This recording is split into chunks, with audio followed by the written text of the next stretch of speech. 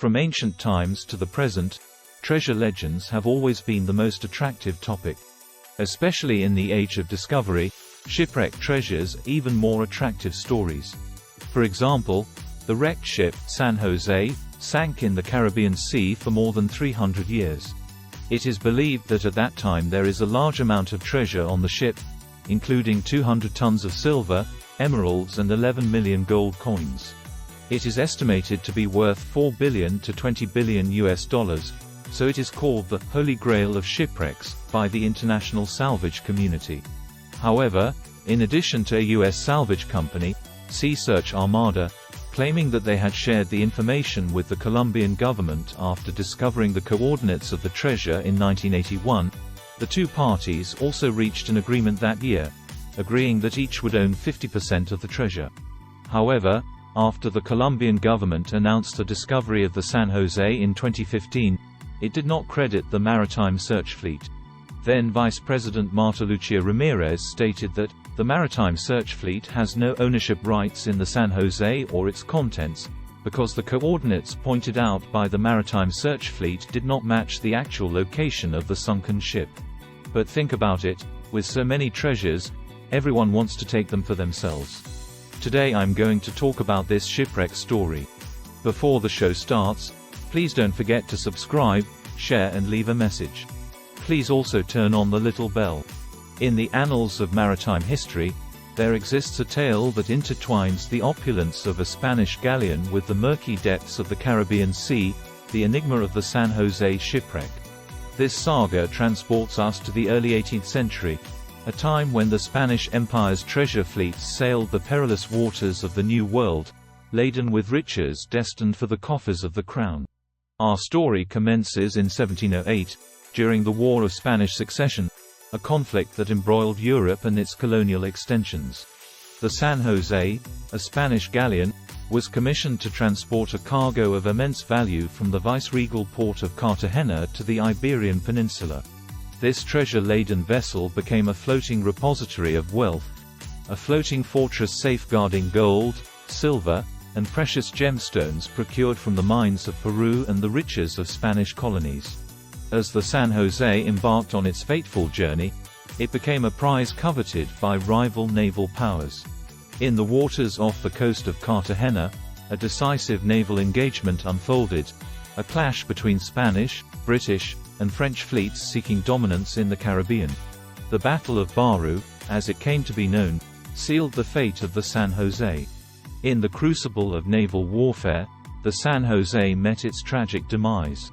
A cataclysmic explosion, shrouded in the fog of gunpowder and the roar of cannons, sent the galleon to the depths of the Caribbean. The treasures it carried, once destined for the Spanish crown, now lay entombed in the ocean's embrace. The exact location of the San Jose's resting place became a historical mystery, a conundrum that intrigued treasure hunters, historians, and maritime enthusiasts for centuries. The allure of unimaginable riches hidden beneath the waves fueled the imagination, making the San Jose shipwreck an elusive and coveted prize. The quest for the San Jose's treasures persisted through the centuries, as tales of underwater expeditions, failed attempts, and tantalizing clues wove a tapestry of intrigue. The ocean floor, concealing the remnants of a bygone era, held the key to unlocking the secrets of the San Jose's final moments. Fast forward to the 21st century, where advancements in technology and maritime exploration reignited the pursuit of the San Jose's treasures. In 2015, an announcement sent shockwaves through the world. A Colombian-led expedition claimed to have discovered the long-lost galleon.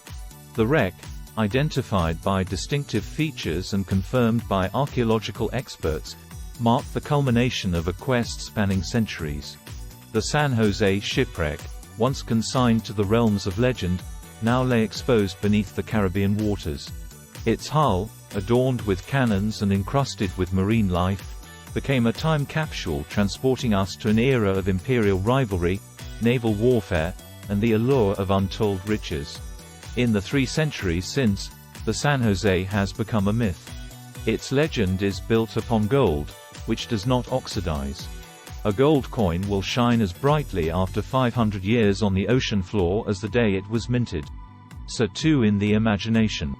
The luster of gold from the New World entranced explorers from Columbus to Hernán Cortés, who is said to have told Montezuma's messenger, "I and my companions suffer from a disease of the heart which can only be cured with gold."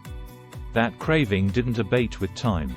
In Gabriel Garcia Márquez's novel Love in the Time of Cholera, the lovelorn protagonist, Florentino Ariza, is stricken with an overwhelming desire to salvage the sunken treasure of the San Jose, so that Fermín Daza, his beloved, could bathe in showers of gold. Colombia's most celebrated author, Garcia Márquez, valued the treasure at 500 billion pesos in the currency of the day, a magical realist embellishment. Since no complete manifest exists, historians can only guess at the amount of silver and gold coins the galleon carried on its final voyage, including contraband, perhaps 7 million to 12 million pesos, believed by many to be worth more than $10 billion in today's money. Regularly referred to as the Holy Grail of Shipwrecks, the San Jose had been the object of several extensive searches over the decades, becoming only more legendary the longer it remained undiscovered. On December 4, 2015, Colombian President Juan Manuel Santos sent the following tweet. "Great news! We found the galleon San Jose. Tomorrow I will give the details at a press conference from Cartagena." The next day, at the naval base in Cartagena, an exultant Santos touted the discovery as one of the most important in the history of humanity, and promised to build a great museum to house the contents of the galleon. He said the search was a joint effort between the government of Colombia and an international team of scientists of the highest level. But he offered no specifics.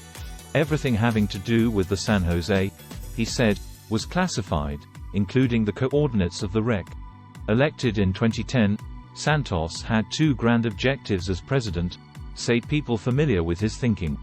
One was to end the war with the Revolutionary Armed Forces of Colombia, FARC, the Marxist guerrilla group that had terrorized the Colombian countryside since the 1960s. The other was to find and excavate the fabled San Jose. Santos won the Nobel Peace Prize in 2016 for securing the FARC surrender. Success with the San Jose would prove more elusive. If he had hoped the discovery would be an unadulterated legacy cementing triumph, the passions unleashed in the wake of the announcement would quickly disabuse him of the notion.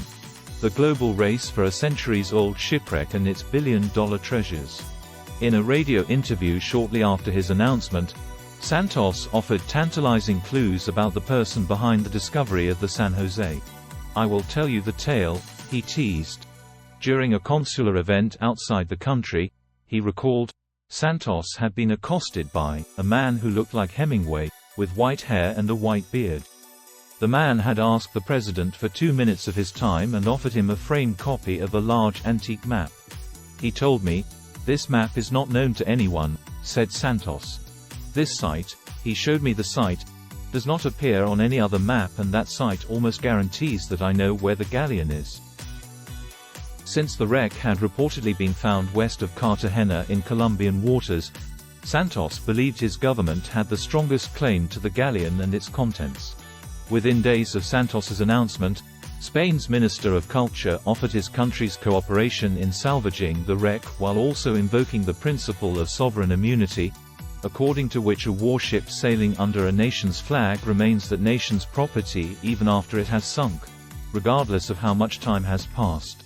The Spanish Foreign Minister, José Manuel García Margallo, issued a blunter warning.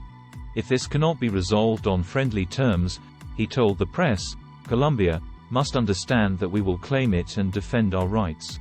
The most troublesome claim, however, came not from a foreign government, but rather from the North American treasure hunters who contended that they had already located the wreck 34 years earlier, and were entitled to half its value. More than 8,000 Spanish vessels are believed to have been lost during the colonial era, between 1492 and the early 19th century. Sinking in battle, as the San Jose did, was rare. Most were dashed against reefs during storms. If their wrecks could be located, the Spanish did their best to salvage them. They usually forced enslaved or indigenous divers to carry out the highly dangerous task.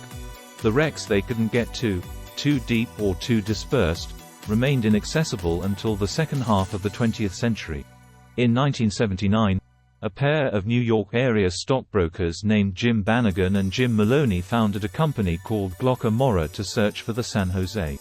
Glocker Mora secured a permit from Colombia's main maritime authority, Dirección General Maritima, to search a 1,100 square kilometer area off Cartagena.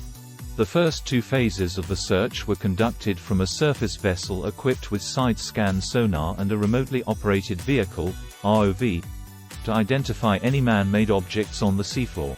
The team found a single cannon and located a few possible targets but ran out of money before it could pinpoint the wreck.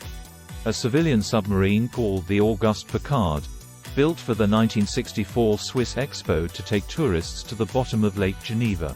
In early December 1981, according to members of the crew, the side-scan sonar mounted on the Piccard picked up a large, ship-like anomaly on a ledge about 200 meters deep.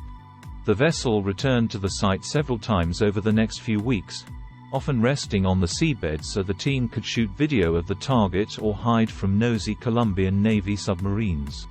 After one such occasion, the crew surfaced to discover that a piece of wood from the site had been lodged in the Piccard's propeller shaft. Subsequent analysis determined it was consistent with wood used in the construction of a late 17th century galleon, says Roy Doty, who served as the mission's archaeologist. This evidence was enough for Glocker Mora's investors to declare that they had found the San Jose. In early 1982, they reported the coordinates of the target, which they said was in the immediate vicinity of 10 degrees 10 minutes 17 seconds north to 76 degrees 00, 20 W. The head investor, a Chicago financier named Warren Stearns, who died in 2010, met with a Colombian government committee in Bogotá to discuss how the treasure would be divided once salvaged. He had understood that it would be split evenly between Glocker Mora and the government. But when it came time to sign the paperwork, Colombia offered Glocker Mora only a 25% cut. Stearns refused. Perhaps believing it would give him a better negotiating position, he told his interlocutors that there had been an error in the reported coordinates, which put a very negative atmosphere on the meeting, recalls the Piccard's captain, an even-keeled Englishman named John Swan, who was in the room. In 1984, Glocker Mora's cut was slashed even further when Colombia passed a law, applied retroactively, reducing the ownership rights of a shipwreck's discoverer down to 5% of the wreck's contents. By this time, Glocker Mora's stake in the San Jose had been taken over by a company called Search Armada. Its CEO, Jack Harbiston, has spent the last 35 years fighting the Colombian government for the rights to half the San Jose treasure in both American and Colombian courts.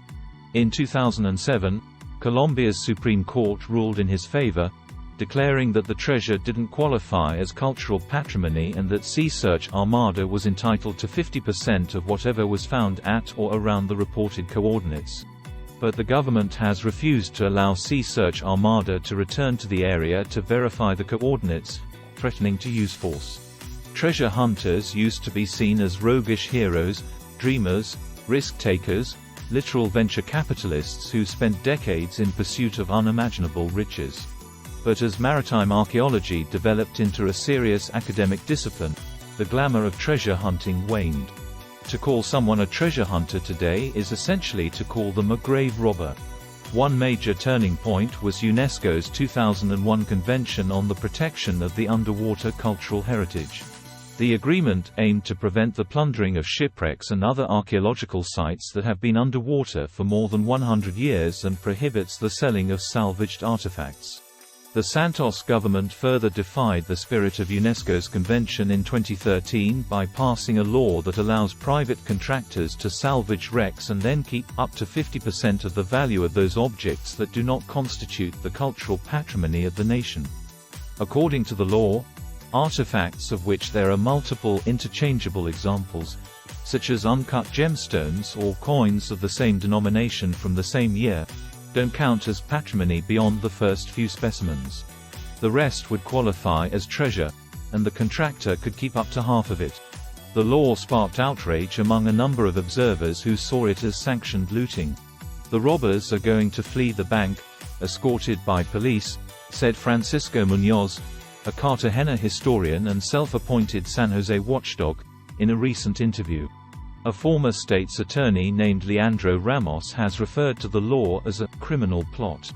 If you like the content of the program, please don't forget to subscribe, share and leave a message, and please also turn on the little bell.